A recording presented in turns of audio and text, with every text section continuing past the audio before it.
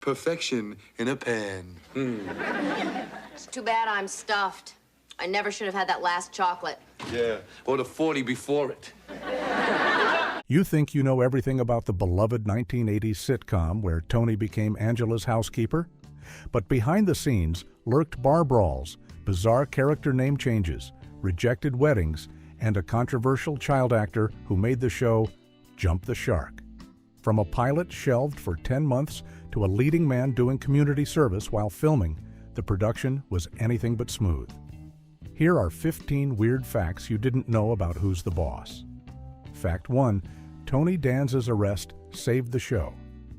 Sometimes I love to take bubble baths. Really? Yeah. You in a bubble bath? Oh, I always pictured you in the shower.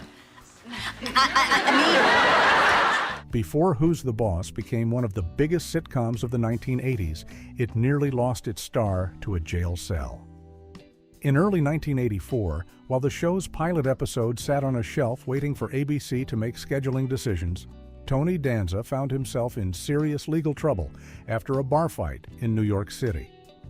The incident happened when a fellow patron made rude remarks about Danza's female companion, and the actor's temper got the better of him. What started as a verbal confrontation quickly escalated into physical violence, leading to Danza's arrest on battery and other charges. The situation was serious enough that the actor faced a very real possibility of spending up to a year behind bars, which would have immediately killed the show before it even had a chance to air. When Danza appeared in court that July, his lawyer made an unusual argument to the judge, essentially pleading that sending the actor to prison would disrupt production of a television series and hurt innocent people who were counting on the show's success. Whether it was the persuasive legal argument or the judge's appreciation for keeping a primetime comedy on track, the strategy worked. Instead of jail time, Danza received a sentence of 250 hours of community service. The timing created an awkward situation because when Who's the Boss finally premiered on September 20th, 1984, Tony Danza was still actively completing his court-ordered community service hours. In a statement to reporters after his sentencing, a contrite Danza said he felt like a jerk and promised they would get the best 250 hours of community service they ever had. Without that lenient sentence, television history would have been very different, and one of the decade's most beloved sitcoms might never have made it to air. Fact 2. The pilot sat on a shelf for 10 months. If everybody ran into a brick wall, would you? If everybody ran out and got themselves a tattoo, would you? Forget the last one. The very first episode of Who's the Boss was completed and ready to go almost a full year before audiences ever got to see it, creating one of the longest delays between filming and airing in television history. The pilot was shot in November of 1983 with the full cast assembled and the production team confident they had created something special. ABC executives initially planned to introduce the show as a mid-season replacement in January of 1984, giving it just a couple of months between filming and broadcast, which was fairly standard practice at the time. However, things didn't go according to plan, and the finished pilot sat gathering dust while heated discussions took place behind closed doors. The network and the show's producers found themselves at odds over various creative elements of the program, though the specific details of these disagreements have never been fully revealed to the public. These creative differences were significant enough that ABC decided to pull the show from the mid-season schedule entirely and push it back to the fall lineup instead. For 10 long months, the cast and crew waited in limbo while the fate of their show remained uncertain, not knowing if the network would eventually decide to air it at all or simply shelve it permanently. The extended delay also meant that the actors seen in the pilot had aged noticeably by the time viewers finally watched that first episode, particularly the younger cast members. When Who's the Boss finally premiered on September 20th, 1984, it had been nearly a year since Tony Danza, Judith Light, Alyssa Milano, and the rest of the cast filmed those opening scenes. The unusual situation created an anxious period for everyone involved, but the show ultimately proved successful enough to run for 8 full seasons. Fact 3. Premiered the same night as The Cosby Show. Well, Grant, you're not going to believe this, but this is my new housekeeper. Housekeeper? Angela, this is the ugliest woman I've ever seen. September 20th, 1984, marked one of the most remarkable nights in television history, as 2 sitcoms that would both go on to define the decade debuted on the exact same evening. Who's the Boss premiered on ABC, while NBC launched The Cosby Show, creating an instant head-to-head competition between 2 family-oriented comedies that couldn't have been more different in their approach. The timing was purely coincidental, but it set up a rivalry that would shape the fate of both programs for years to come. In an interesting parallel, both shows ended up running for exactly 8 seasons, though their journeys to reach that milestone were drastically different. The Cosby Show quickly became a cultural phenomenon and ratings powerhouse, dominating Thursday nights and becoming the #1 show on television for multiple years in a row. Who's the Boss, on the other hand, struggled to find an audience in its initial Thursday night time slot while going up against the juggernaut that was Bill Cosby's sitcom. The ratings battle was so lopsided that ABC executives realized they had to make a change if they wanted their show to survive. The network made the strategic decision to move Who's the Boss from Thursday nights to Tuesday nights, effectively conceding the Thursday battlefield to NBC and The Cosby Show. This schedule change turned out to be the right move, as Who's the Boss found its footing on Tuesday nights and became a solid performer for ABC, consistently ranking in the top 10 shows during the mid to late 1980s. The fact that both shows premiered on the same night and both lasted 8 seasons remains one of those strange coincidences that television historians still find fascinating decades later. Fact 4. The house wasn't in Connecticut. The beautiful colonial home that millions of viewers saw in the opening credits of Who's the Boss every week was supposed to represent the Bauer family residence in Fairfield, Connecticut, but the actual house was located in an entirely different state. The real filming location was 13 Onondaga Street in Rye, New York, which sits in Westchester County, about 30 miles away from where the show claimed it was set. This geographic deception becomes even more ironic when you learn why the producers chose Fairfield as the setting in the first place. According to a 1989 article from the Fairfield Citizen News, the show's creators selected the Connecticut town specifically because they had fallen in love with its quaint charm and picturesque scenery. Yet when it came time to actually find a house to film for the opening sequence, they somehow ended up crossing state lines into New York. The producers apparently scouted locations throughout Westchester County rather than looking in the actual town they had praised so highly, and the Rye house fit their vision perfectly, even though it wasn't anywhere near Fairfield. What makes this situation even stranger is that only a very small portion of the house was ever shown in the opening credits, despite it being featured in every single episode throughout the show's 8-year run. The house itself is quite lovely and much larger than what viewers saw in those brief glimpses during the theme song. Fans of the show who have made pilgrimages to see the famous house in person have noted how beautiful the property is and how it perfectly captured the upscale suburban setting that the show needed, even if it was in the wrong state entirely. Fact 5. Mona was originally Angela's sister. One of the most beloved characters on Who's the Boss almost didn't exist in the form that audiences came to know and love. In the earliest drafts of the show, Mona Robinson was written as Angela's older sister rather than her mother, which would have created a completely different dynamic within the household. The producers originally envisioned a sibling relationship between the 2 women, but they quickly ran into problems when they started the casting process. They simply couldn't find an actress who was the right age to play Angela's older sister and who also had the specific qualities they were looking for in the character. After struggling with auditions and not finding anyone who felt right for the role, The creative team made a bold decision to fundamentally change who Mona was. They went back to the drawing board and reimagined the character as Angela's mother instead of her sister, which opened up the role to a wider range of actresses and allowed for a different kind of relationship between the two characters. When they rewrote Mona as the mother, they described her as a free spirit with a quick tongue, someone who was sexually progressive and refused to act like a typical older woman.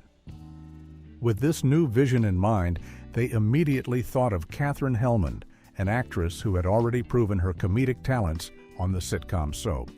Helmond turned out to be the perfect choice, bringing a vibrant energy and sharp wit to the role that made Mona one of the standout characters on the show. The decision to change Mona from sister to mother also allowed the writers to explore themes about aging and sexuality that were rarely seen on television at the time, as Mona's active dating life became a running joke throughout the series. Fact 6. Italian translation problem required. Name change. Can't you see you're wasting 10, 15 seconds of your life every morning? I want this place to run like a well-oiled machine. If you had it your way, I'd be getting dressed on a conveyor belt.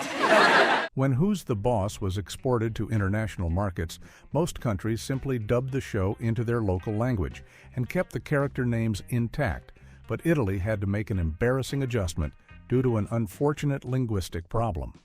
The show aired in Italy starting in 1989 on a minor network called Odeon TV under the title Casalingo Super Più, which translates to Super Housekeeper. But Italian broadcasters immediately realized they couldn't keep Katherine Helmond's character name as Mona. The reason for this change was that the word Mona is actually vulgar Italian slang with an inappropriate meaning that would make it completely unsuitable for a family sitcom. Specifically, the term refers to female anatomy in a crude way that would be considered offensive if used as someone's actual name on television. Having a character walk around being called by what essentially amounts to a profanity would have been jarring and inappropriate for Italian audiences, especially considering that Who's the Boss was intended to be a wholesome family program. The Italian broadcasters made the practical decision to rename Katherine Helmond's character Moira instead, which is close enough to the original name Mona that it didn't feel too jarring but avoided any unintentional vulgarity. This kind of name change for international markets isn't entirely uncommon when shows are translated, as producers need to be aware of how names and words might sound or translate in different languages.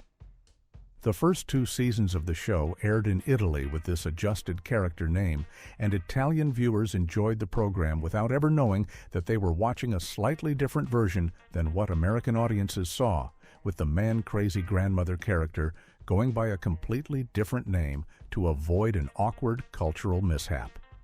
Fact 7. 3 different singers performed the theme song. Most television shows stick with one version of their theme song throughout their entire run, but Who's the Boss went through 3 completely different vocal performances of the opening tune over its 8 seasons on the air. The theme song, titled Brand New Life, was written by the show's creators, Martin Cohan and Blake Hunter, with music composed by Larry Carlton and Robert Kraft, but the person singing it changed multiple times as the years went by. The first version was performed by Larry Weiss, a singer and songwriter who handled the vocals for the first 2 seasons, from 1984 to 1986.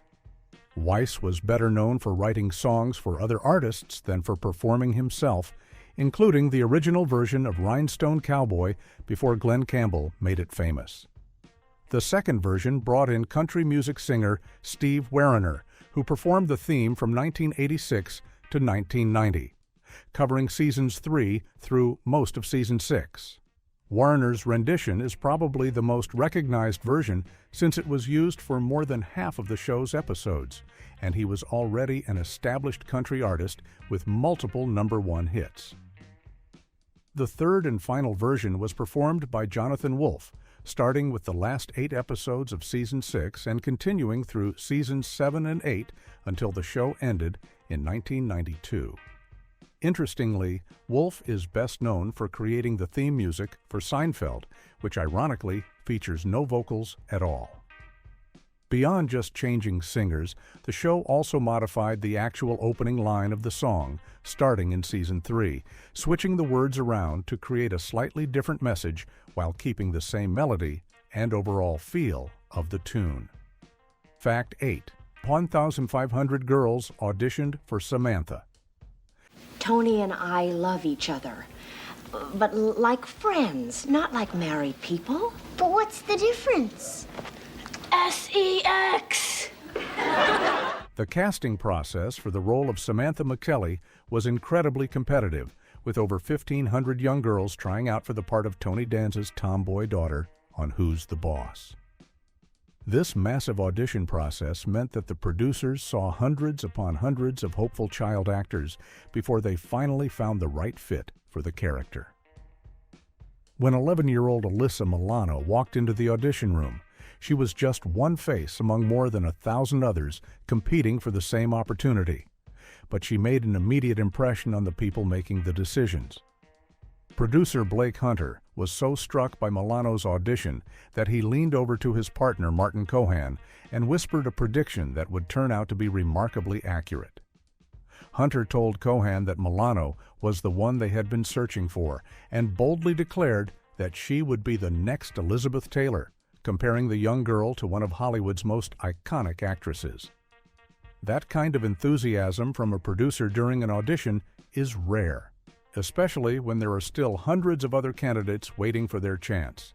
Milano had already shown promise as a performer before landing the role, having been selected from another massive pool of over 1,500 girls for a part in the national touring production of Annie when she was just 7 years old.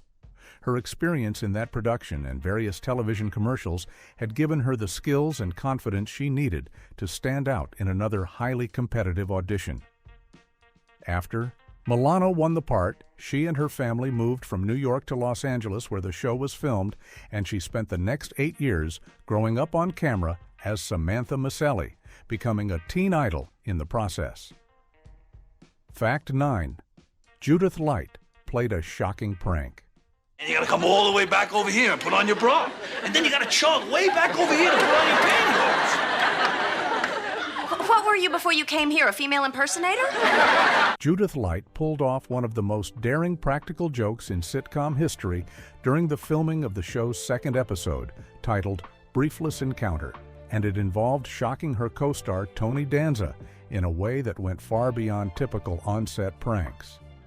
The episode featured a bathroom scene where Tony's character accidentally encounters Angela coming out of the shower, which was supposed to be filmed with careful camera angles and strategically placed props to maintain modesty while creating an awkward comedic moment.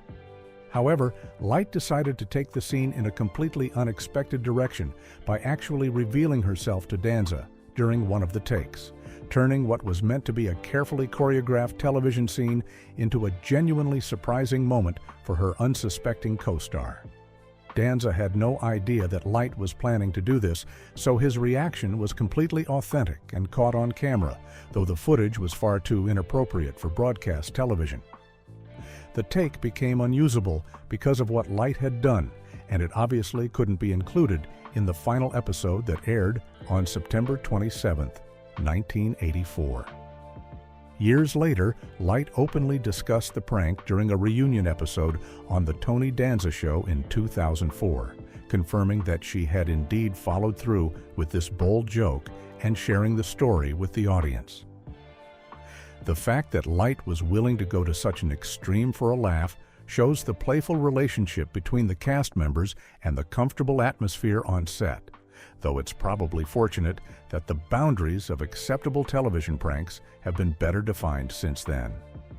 Cast members often describe the set as feeling like a family, and this prank was certainly the kind of thing that only close friends would attempt with each other. Fact 10. Tony Danza staged a 2-week walkout. The production of Who's the Boss hit a major crisis at the beginning of the 1989 to 1990 season when the show's star simply stopped showing up to work. Tony Danza had been experiencing growing frustration with the writers over what he felt were unnecessary script revisions and changes that were being made to episodes, and his desire to have the show run like a well-oiled machine with minimal last-minute adjustments had been building for some time. When his frustrations finally boiled over, Danza made the dramatic decision to stage a walkout, refusing to come to the set or participate in filming for a full 2 weeks. This left the rest of the cast and crew in an incredibly difficult position, as they had to continue production on a show called Who's the Boss, without the actor who played the boss himself. The remaining cast members filmed whatever scenes they could without Danza's presence, working around his absence as best as possible while hoping he would eventually calm down and return. After 2 weeks away from the set, Danza did come back and offered a sincere apology to everyone involved in the production for disrupting the work and causing problems for his colleagues. However, the crew wasn't quite ready to let him off the hook without a little good-natured ribbing about what had happened. They began monitoring his mood more carefully to avoid another incident, and a few weeks after his return, they had T-shirts printed up that said, "I survived week 6," as a way of making light of the whole situation.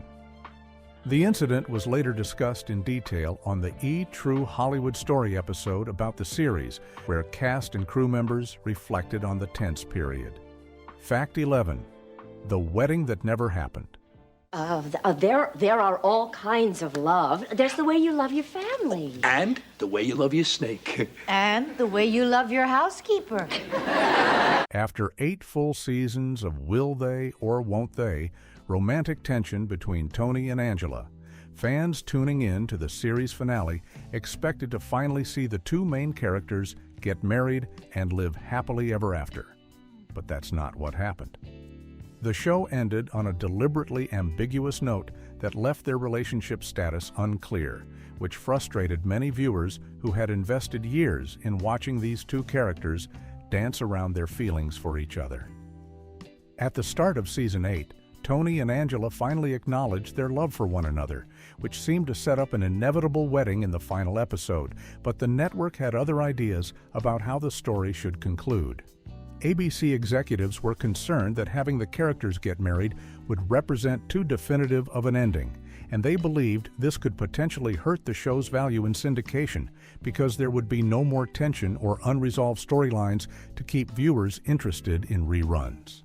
Beyond the network's business concerns, Tony Danza himself was vehemently opposed to the idea of a wedding between the characters, and he made his feelings known to the producers and writers. Danza argued that marrying Tony and Angela would completely contradict the original purpose and appeal of the show, which had always been about the sexual tension and complicated dynamic between two unmarried people living under the same roof. He felt strongly that the show was never supposed to be about a married couple raising their kids together, but rather about the ongoing question of whether these two people would ever get together.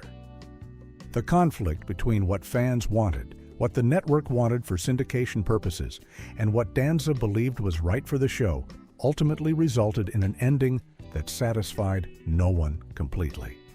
Fact 12. Billy made the show jump the shark. By the fall of 1990, Who's the Boss was entering its 7th season and facing a common problem for long-running sitcoms, as the young actors who had started the show as children were now teenagers or young adults. The producers decided they needed to inject some youth back into the program, so they introduced a 5-year-old character named Billy, played by Jonathan Halyalkar, who was supposed to be an orphan from Tony's old Brooklyn neighborhood whose grandmother had left him in Tony's care. The character moved into the Bauer household and was clearly intended to serve as a comic foil for Tony, while also appealing to younger viewers who might relate to a small child more than the now-grown Samantha and Jonathan. However, the addition of Billy created significant problems on set that became apparent almost immediately to both the cast and crew. Katherine Helmond, who played Mona, later spoke about the situation in an interview for the True Hollywood Story episode about the series, noting that while Halyalkar was a gifted young performer, he simply couldn't keep up with the pace and timing that the senior cast members had established with each other after working together for 6 years. The rhythm and flow of a sitcom depends heavily on actors knowing exactly when to deliver their lines and how to react to each other. And Billy's scenes often felt off because the young actor hadn't developed that instinct yet. After just one season of 21 episodes, the character was quietly written out of the show with a brief explanation that he had returned to live with his grandmother. Fans and television critics widely point to the introduction of Billy as the moment when Who's the Boss jumped the shark, using the popular phrase that describes when a show passes its peak and starts declining in quality. Fact 13. The show originally had a different title. I want you to know, an appendectomy is a fairly routine procedure. But as with any major surgery, there's always the chance of death. Who picked this hospital? The sitcom that millions of people came to know as Who's the Boss almost had a completely different name that would have changed the entire feel and marketing of the program. During the early development stages in 1983, creators Martin Cohan and Blake Hunter were calling their new project You're the Boss, which was a much more direct and declarative title that told viewers exactly what the show was about.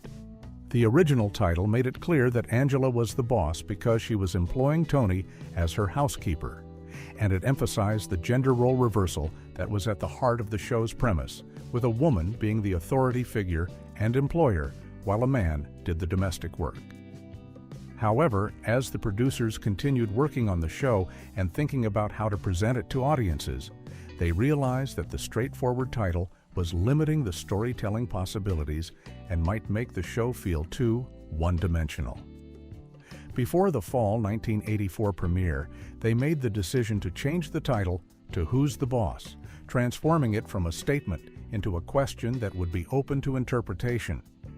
The new title was deliberately ambiguous and suggested that the answer might change from episode to episode depending on the situation, allowing any of the main characters to potentially be the boss in different contexts.